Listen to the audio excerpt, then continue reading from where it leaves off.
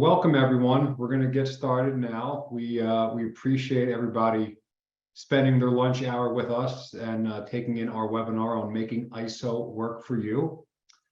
So we'll get into the presentation, but before we do, we just want to give a quick overview about DVIRC for anyone that might be on that's unfamiliar. At the highest level, our organization exists with a pretty singular purpose, and that's to support and strengthen the manufacturing ecosystem here in southeastern Pennsylvania. Everything we do as a company comes back to that mission, and today's presentation is no different. We have a short list of companies that we're fortunate enough to work with in the region. Some of you might be on here, but this is just a small representation of some of the folks that we've had the pleasure of working with over the years. Our business breaks down into three main legs, and there's a couple different offshoots of those areas. We have a portion of our business devoted solely to networking and connecting executives, manufacturing executives from our region. We host 9 different executive groups made up of about 115 members, and they meet about every 4 to 6 weeks, depending on the group. And each week there's a host group, and with our professional facilitator that is assigned to each group, they'll workshop a business issue that they want to present to group members. The facilitator will guide a group discussion to understanding the issue and providing recommendations on paths that might be taken to addressing the issues, and that they function like a quasi board of directors for the other members. There's a lot of powerful discussions and problem solving that take place. We have an entire portion of our business devoted to training and education. So we deliver training and education programs that we create and update. We deliver them at our facility in Northeast Philadelphia, on site to clients, and virtually. So everything from supervisor development to manager development, leadership development, all the way through the very foundation of continuous improvement and identifying waste, through project-based trainings to actually take the waste that's being uncovered and drive that out of the organization and sustain those gains. And then we have a consulting side of the business where the three main focuses there are growth. So top line focused, how do we further penetrate current industries, find different industries where our core competencies can sell for diversification purposes, do a lot of web development, web marketing. We have a continuous improvement portion of the business where we could refer to as operational excellence. So how do we get as much product through our doors with minimal waste? And then we have a business strategy side where we're helping folks with everything from executive coaching to strategic planning to succession planning through the installation of business operating systems. Today's presentation is going to focus more on the operational excellence side of the business. One of the things, next slide, please, Luke. One of the things that really makes DVIRC unique is that we have a method to track the value-added impact. So if some of you may be familiar that are through doing some of these surveys, that a survey will accompany the completion of a project that DVIRC completes with a client.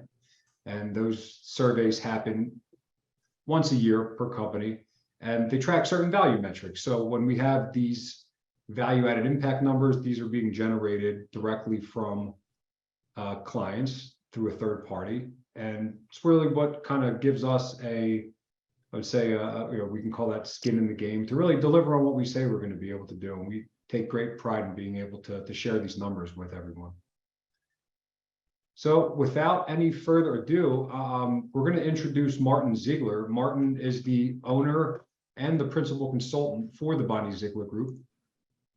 He's the group's management systems, quality, and food safety practice leader. Martin's got a plethora of certifications and expertise that he can touch on, and it's almost too much to name. But I'm going to turn the presentation over to Martin to get started on today's presentation. Over to you, Martin. All right, thank you very much. So let me just share the, open the presentation. Okay, you can all see it, right? Yep. Perfect.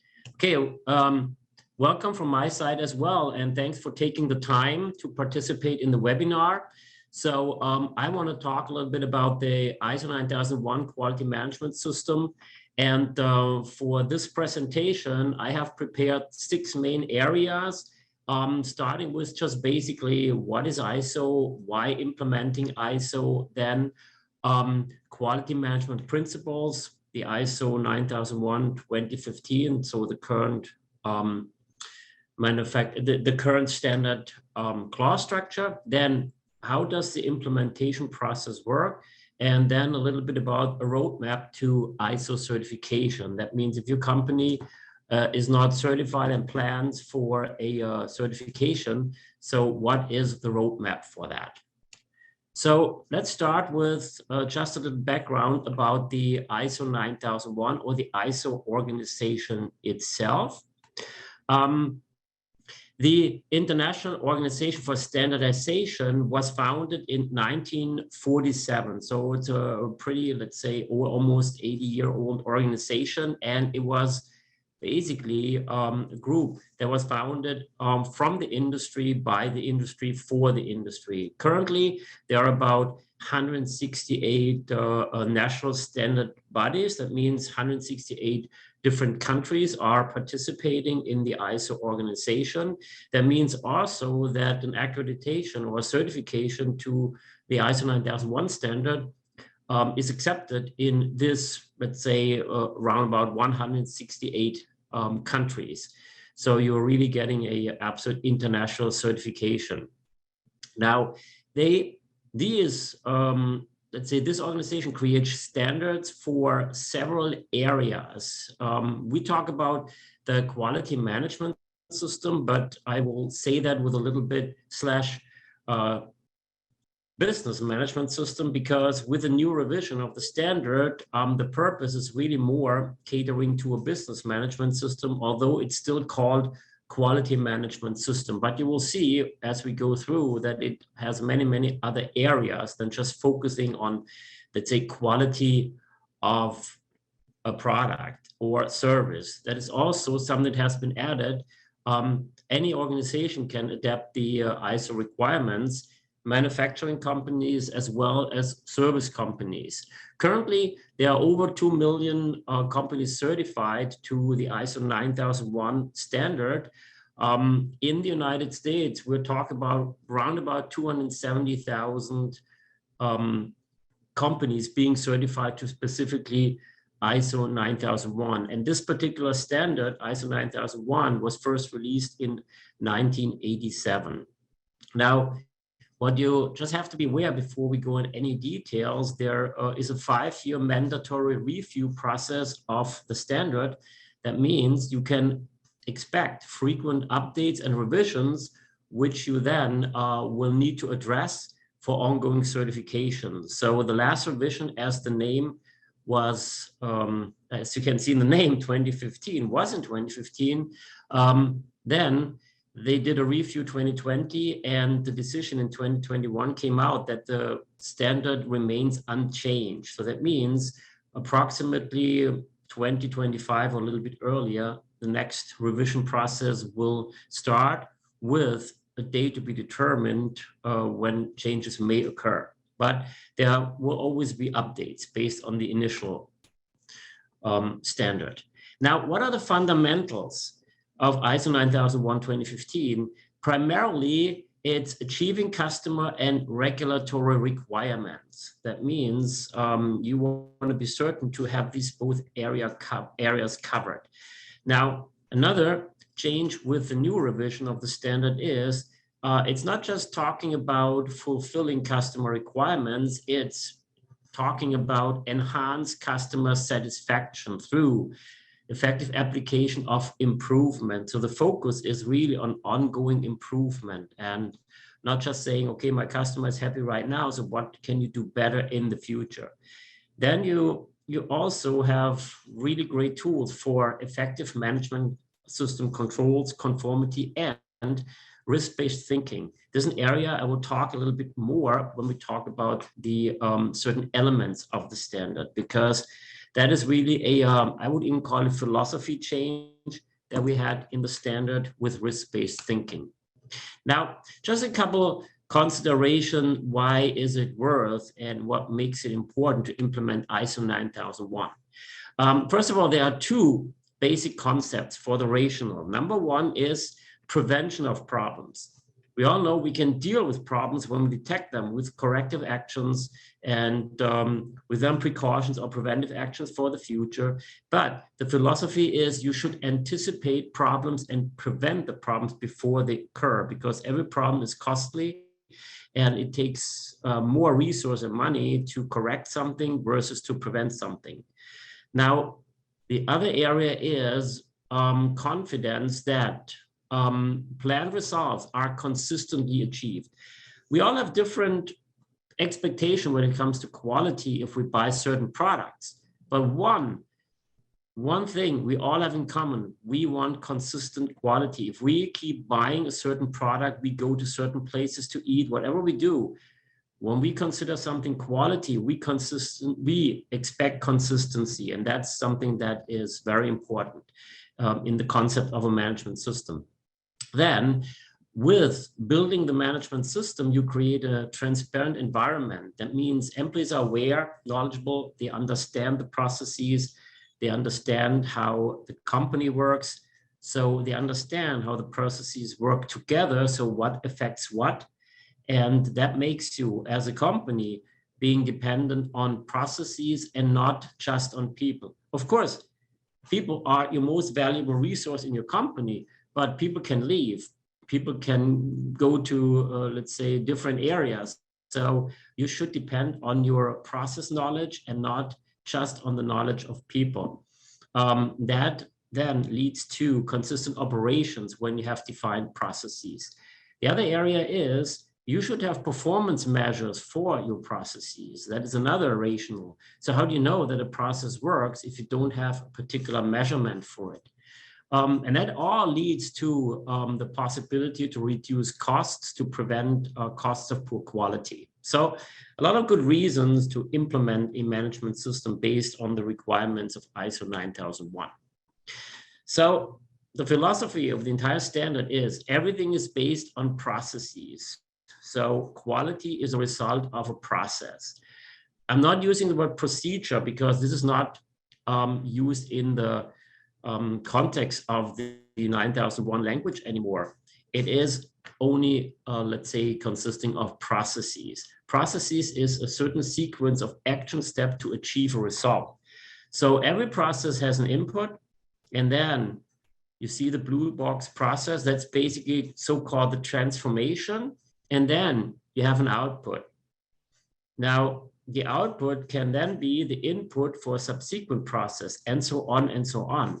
So that is very important to define this process interaction to see if we have any kind of hiccup in one area, how does that influence other processes? So what's my help and contribution also for subsequent processes? I will talk a little bit more about that in a follow-up slide about the process description. But this is the underlying philosophy that everything is based on a process. And if you think about all your operations you have in your company, it's pretty clear that everything is based on a process. Now, here are a couple of benefits when you have that thinking of processes and implement a solid quality or / business management system. First of all, operational consistency with defined processes and performance measurement. You have a clear grab on how do my processes work? Do I achieve my results? And do I have any need for improvement? And that leads to reduction of waste and operational efficiency. You have a better control and understanding of your processes, your core processes, and all the supporting processes. What do we need? How can we describe it? when you translate the customer needs in your processes, you have a better understanding how you can ensure that all these needs are addressed and fulfilled. There is also a tremendous improvement of risk-based thinking. That means, what are my risks of not achieving what my customer wants, or any kind of regulatory requirements? What are my risks, and what can I do to control the risks? And do my employees all understand what in their area is a risk, and how can they contribute to the mitigation or control of the risk? That will lead to increased customer satisfaction and also employee competency building. So you will have more employee competency just based on the fact that you have defined a clear structure and a clear understanding of your management system. That also leads to improved engagement. I have later, when it comes to the implementation best practices, a couple of points that lead to participation of employees in the implementation process. When you have enough data of your processes, then you can make solid evidence-based decisions. So you're not like, oh, I don't know, should we do it? Should we not do it? Do we need new equipment? Should we do this? You will have more data based on the measurement of the processes, the expectation of interested parties, your strategic planning to make this decision. Another area is protecting your very valuable organizational knowledge. So when you define your processes and document all that's related to it, you are less likely to lose this knowledge based on employee turnover, or just based on knowledge of one person, and you might forget things, or nobody remembers. So you will have a consistent documentation of that knowledge. Another philosophy and benefit is always focusing on improvement. What's good today is good today, but is it good tomorrow? So always question, how can things be done better, and how can we enhance our customer satisfaction and the effectiveness and efficiency of how we work. Now, when you are certified to ISO 9001 to the current standard, that will open more business opportunities to customers who require an ISO certification. There are certain industry, in example, automotive industry, in their standard, it requires that all suppliers are at a minimum ISO 9001 certified. So if there is no special approval from their customers, they would not be allowed to work with any vendor not being ISO 9001 certified. So what are the quality management principles that basically build the foundation of the standard? So there are 7 core principles, and we talk about ISO 9001, but there's also, let's call it the overarching ISO 9000, who sets principles, and these are then translated into requirements in ISO 9001. So if you look at them, customer focus, that means when you run your operation, make sure you are focused on your customer needs, and you always strive for exceeding their expectations. You should have leadership at all levels of the organization, not just the classical management. Every person should act like a leader to help achieve objectives and targets. You should have engaged people, empowered people at all levels required to create and deliver value. Everybody should understand that whatever you do is a process. There is something that triggers the activity. There's some deliverable and some output that might go into another process. Then focus on continual improvement. Always make sure that you question what you do and look outside the box, look outside the window, and what can you do better in the future. That leads, as I mentioned before, to evidence-based decision-making. With data, with analysis, with basically statistics, you have more data to make quality decisions. And then have a good relationship management, not just with your customers. There was in the standard versions before, it was always mentioned customer, but now it's called interested parties. That means who is interested in your business? Who do you need a relationship with? It's not just your customer. These are your internal employees. This could be stakeholders. It could be regulators. It could be suppliers.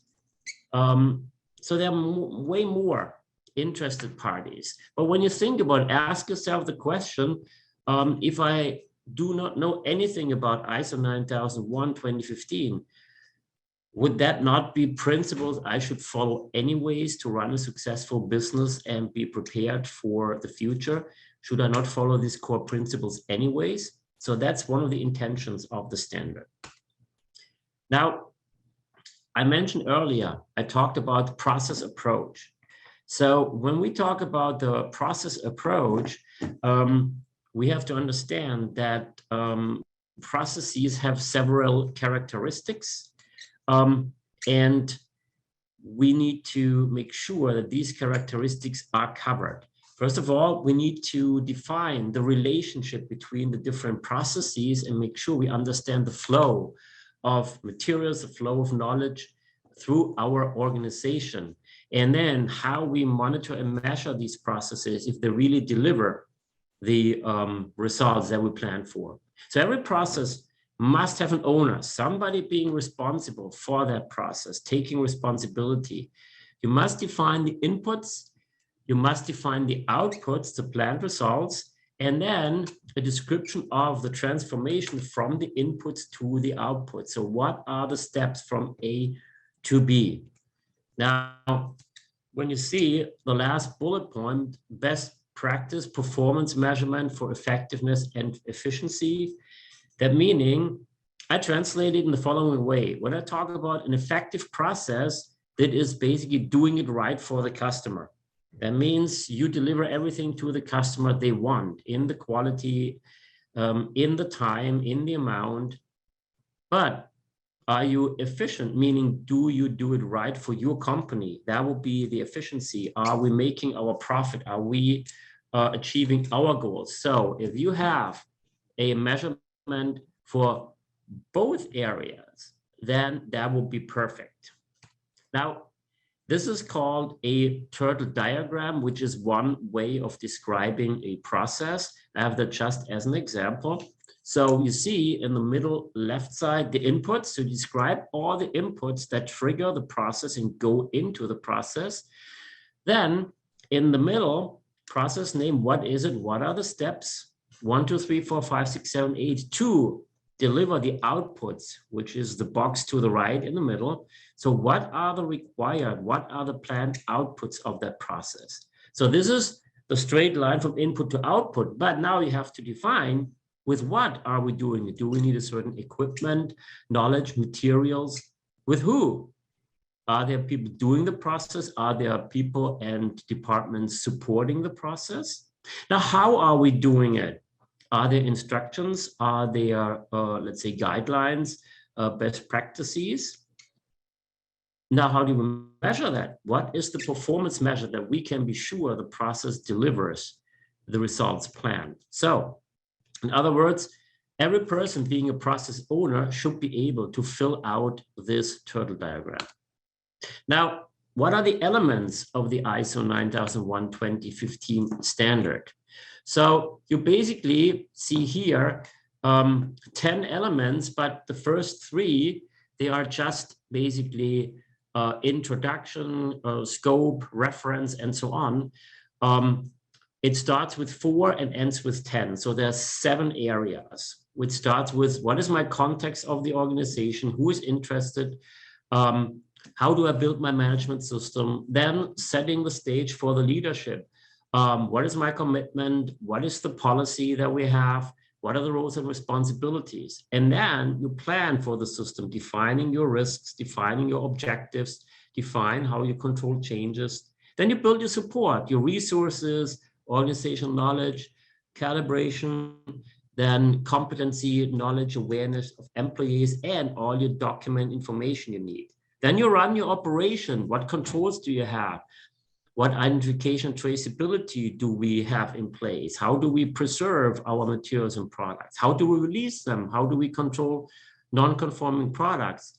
And then when you run your operation, you evaluate the performance through audits, through management review, through measurements, and then you have the opportunity to continue to improve your management system. So this is basically done in the so-called plan, do, check, act cycle. This illustration that you see here is directly taken from the ISO 9001 2015 standard and illustrates the plan, do, check, act approach. You see the elements that I just mentioned written either on the left side with the context of the organization, with customer requirements and what are their needs, what do they want, and on the right side, the output.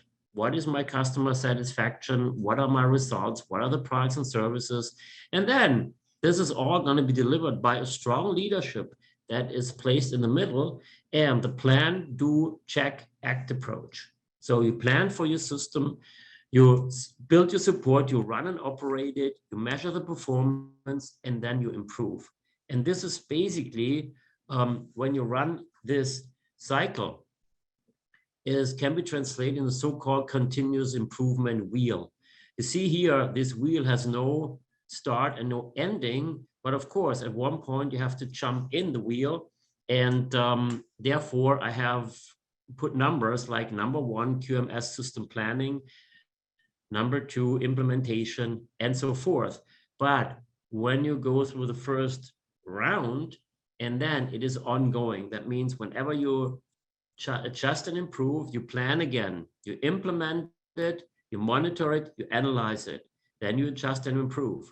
So if this wheel stops turning, then is when the time has come that probably your competitor goes ahead of you if they have the wheel turning. So always have the mindset of the plan, do, check, act approach, and always look in your system, analyze it and see where is potential of making the system better than it is today. Now, I want to talk a little bit about the documented information or documents and records. I have heard in all the years I'm doing that, in the 25 to 30 years, a perception from companies about ISO implementation. They say, oh my God, that's a lot of documentation. Not necessarily. In the older version, there was a lot of requirements and a lot was checked is, do you have that as a document? Do you have that as a document? This philosophy has changed. So ISO 9001 2015 does not set a specific number of processes you need to have. It says you need to define the processes for your management system. Do you have 5? Do you have 10? Do you have 20, 30, 50, 80? That's up to you. The standard reminds you in several areas that you need to have so-called documented information. But what is that? That's all you determine. It could be your internal records. It could be a process description. It could even be a procedure. It could be a electronic record, data on your system, your homepage. So you have various opportunities to use what you already have implemented and serves a purpose for your management system. So basically, there is no specific need to call documents a certain way. So there was a classical, let's say, even I call it a pyramid structure, very often used. Level 1 documents, level 2, level 3, level 4. You can still do that, but there's no requirement in the ISO standard of doing it that way. So you basically determine the way you describe your management system. That gives you a lot of choices, but it also puts the responsibility back to you and says, okay, what do you need?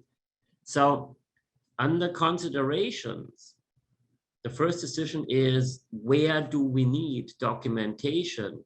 So is it a very simple task that can be learned easily and we have many people doing it? So you might need minimal or even no documentation. But if you have complex tasks or high-risk tasks, you might need more intensive documentation.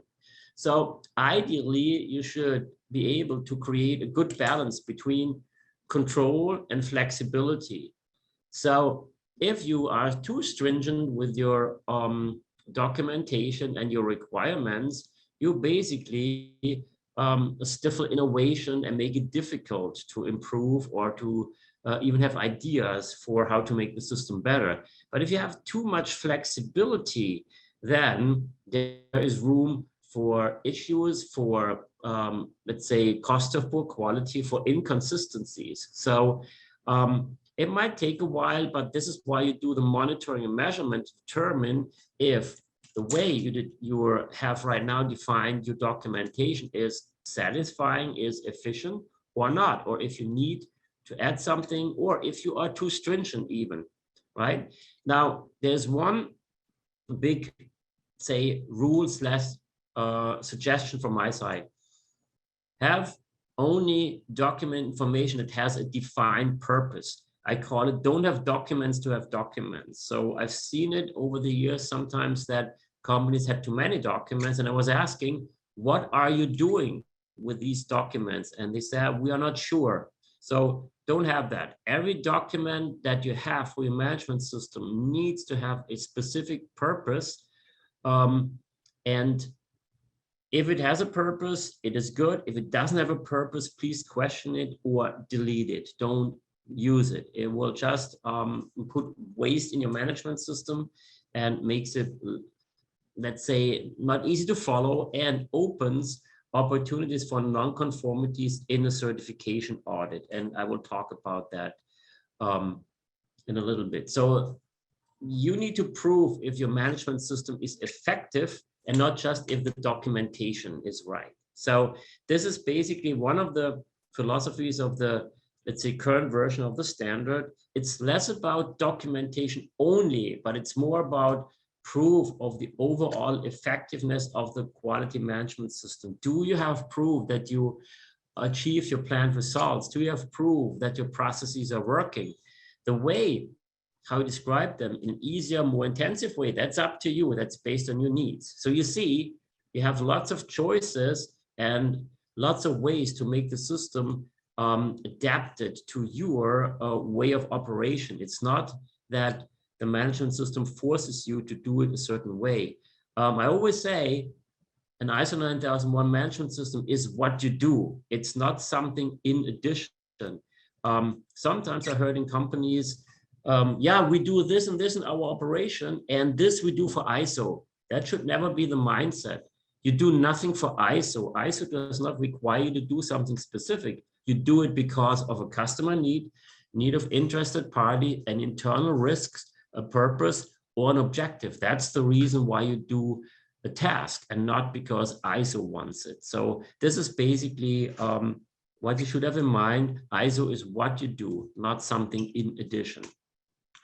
Now, how does the ISO 9001 implementation work, or what are best practices? Let me just talk a little bit about the process of implementation as it was before the release of the ISO 9001 2015 standard. So many companies, and the common approach was, okay, here are the ISO 9001 requirements, and here's clause 4, let's implement it. Here's clause 5, let's implement it. Here's clause 6, let's implement it, and so forth, until at the end, we have a management system. Now, this management system very often was presented to customers, and they came back and they said, oh, but don't you have this, or we would like that, or please cover this as in addition. And then there were always revisions made and changes in an already existing management system. Now, the new approach of implementing a management system is more like this. So if you look at the first line, you determine first what is the context of the organization. So in other words, do I have any issues, positive or negative? In what market am I? What is basically my strategic planning? So what do I know about future markets? What are my goals and objectives, long-term goals, short-term goals? Who are my interested parties? What do they want from me? What are my customer requirements? Do I have any kind of regulatory or compliance obligations? Now, what are the ISO requirements in addition? What risks and opportunities do I have that would prevent me from achieving my goals and objectives? And what are my internal capabilities and what are my constraints? So where would I need some external help? Now, at least the context of the organization, customer requirements, and the ISO requirements then are used to build the policy and objectives. But of course, you can also use this information from risk and opportunities and capabilities. When you have now your policy, your objectives that stem from your context of the organization, you know what the ISO clauses are, you know what the risk and opportunities are, you know your constraints and your capabilities, then you build your management system. And basically, you're looking into 4 categories of processes. You look into planning processes. So what equipment do I need? What people do I need? What work environment do I need? What documented information do I need? To supporting processes. How do I do my maintenance? How do I do my calibration? How do I do my training? Then you have your core processes, simply saying sales, purchasing, manufacturing, delivery. There could be, of course, way more defined sub-steps, but this is basically how just your product or service goes through your operation. And then you have your assessment processes. That means, how do we monitor and measure? How do we basically make sure we achieve the planned results? And these assessment processes, as you remember from the slides before, they lead to improvement and they lead basically to then adjustment and planning of the system again. But difference is, when your system is ready, you already anticipate customer needs and you check before and build them in your management system already, and not when your system is built and try to change it based on customer needs. Of course, it will always happen that just customers have changing needs and you will update the system. Every management system is a living document and is something that should be questioned and reviewed frequently and updated. But when you build it, you should already have in mind what your customers are expecting. Now, for the implementation of a quality / business management system, here are a couple of recommendations. Of course, first of all, get familiar with the QMS standard requirements. Then that does not just mean read the requirements. Make sure you understand the application. What does it mean for me? If you read a standard requirement, it's kind of a little bit of a legal language, but what does it mean for me? What do I actually need to do to show compliance to that? And this is basically that you get some training, consultancy, whatever, to really understand what does it mean for me. Then define your processes. So what do I need for making my product? What do I have? Do I need a sales process? Do I need a purchasing process, a training process, a warehousing process, a receiving process? So what process do I need and how are they fit together? So what is my interaction? What is my sequence of the processes? Then you can look into, what do I have already? What documents do I have? What processes do I have already implemented that I can use and that are working right now? And where are the gaps? What I have determined based on the understanding of the standard and my goals, where are the gaps? Then you develop this missing documents / processes. And I always recommend, please include affected employees right from the beginning in the development of the processes and get their opinions for acceptance and inclusion, because you want to make it your, as a company system, and not a system that has been defined by the management and then transferred to the employees. If they feel they have been left out in the development, it's harder for you to implement it, right? The QMS is really what you do and not something in addition. Avoid this misunderstanding that people think, oh, we do this just for ISO. No, there's a different purpose. There's a purpose of fulfilling customer requirements and avoiding risk, making sure objectives and targets are met. The ISO requirements are just nice reminders on how I can do this, but what we do is for our business, not for ISO. just to give you a quote from an auditor I worked a lot with. He told companies right in the beginning of an audit saying, I'm here to check if you have an effective quality management system. And by the way, I'm checking also if you fulfill these requirements of the standard. But the focus is, do you have a effective management system that delivers the result you need? And again, engage as many departments in the development, maintenance, and improvement of the QMS as possible to avoid the misunderstanding that quality is basically the responsibility of the quality department, is the responsibility of every person in the organization. And also have in mind, please, that you might have resistance to change. But the more you include, the more you have people working in the implementation, the less the resistance will be. Now, what is the ISO 9001 certification process?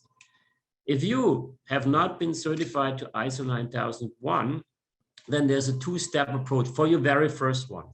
There's a so-called stage 1 audit, where it's mostly one day where an auditor checks your overall readiness. So, okay, I have the audit with you in a couple of weeks, so let's check your readiness. So do you address all elements of the standard? It's usually a documentation review and interviews. And then if there are gaps, then you will issue so-called areas of concern. Most certification bodies do not issue non-conformances anymore for stage 1. They just say, hey, there's an area of concern. Please take care of it. And when you do so, it will not be an issue in the stage 1. If you don't, it might lead to non-conformance. The stage 2 is then getting proof that you really run your management system. So you have to have proof of at least 2 to 3 months in documentation, in practices that you can show that your management system has been implemented. So the main purpose of the stage 2 is really look if you address all the elements of the standard and have proof that you run your system and fulfill the ISO requirements. Now, please have in mind, you are checked against 2 things, the standard requirements and your own. I give you an example. If you say, we train all employees in the following, ISO 9001 does not say that in that detail, but if you say that internally, an auditor will check this because you say so. So if you say, oh, we haven't, or if you don't have proof that all employees have been trained, it will be non-conformance because it's a disconnect from your own system. And you have to make sure you follow your own system as well as the 9001 requirements. Now, the duration of the stage 2 depends on the size and complexity of the operation. And in the stage 2, there will be, if you have disconnects, non-conformances issued, and they could be minor or major. Minors will not hold you up from the certification process. You have about 30 days at the longest period to address them. If you have majors, your process will be put on hold just temporarily until you have proof that you address them, and then it will resume. So whatever deficiencies you might have in a stage 2, it will not prevent you from getting certified. You just have to address these deficiencies and send proof to an auditor. Now, I have just lined up here, I call it an average or typical timeline for an ISO 9001 implementation and certification. So you see here, it starts with the ISO understanding training, gap assessment. So what do you have, what do you need? And then it goes into the definition of the processes, roles and responsibilities, documentation development, initial employee training, and then you start implementing the processes, and after implementation, you adjust the processes. You might need additional training. And then at one point, you train your internal auditors and conduct internal audits, because that's a requirement that you would check your system on your own before a certification body comes to check it. So you should do that at least 4 to 6 weeks before the audit. You have time to address deficiencies that you might find in your internal audits. Then you have your stage 1 audit that is probably around 4 weeks apart from the stage 2 audit, so that you have time to implement any areas of concern or address any areas of concern, so that you are ready at the stage 2. At the stage 2, you will get the decision, and maybe you have to address non-conformances. If you don't, you will just wait for your certificate. Areas of concern do not affect your stage 2 audit. It's just a nice reminder that you should take care of these areas. If you do, there will not be an issue in the stage 2. Now, how do you maintain your certification? It is always a 3-year cycle. You will always have a full certification audit. That's year 1, where all of the elements of the standards are reviewed. That's usually longer than the year 2 and year 3. So your certificate will have a duration of 3 years. Say you will be certified in October 2023. It will say expires October 2026. But in between, in 24 and 25, you will have so-called surveillance audits where parts of the system and certain core elements are checked. This is usually shorter, but if you have deficiencies there and they would be severe, the certification body could, in extreme cases, suspend your certification. I don't even know if I ever seen that. I don't think it happened ever, but there's the potential. And then in the year 4, there will be a full recertification. You will have a full new certificate with, again, 3 years of duration time. And then year 5 and 6 will be surveillance 1, surveillance 2. And that goes on and on. Basically, a certification is not a pass or fail. It's basically when. So even if you have deficiencies in your certification audit, then you have time to address it. So I always say an ISO 9001 certification is not a trophy, it's a promise. So it is a promise to your customer, to you internally, to always seek for excellent products and services to your customers, and that's an ongoing process. So it is a promise. All right, so I'm at the end of my presentation, and now you have time, if you have any, address questions.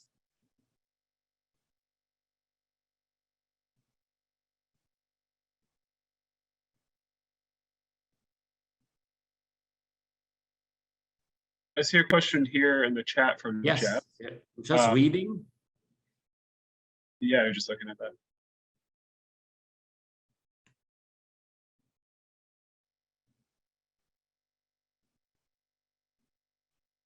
So there is a question about traceability, and specifically traceability of yarn.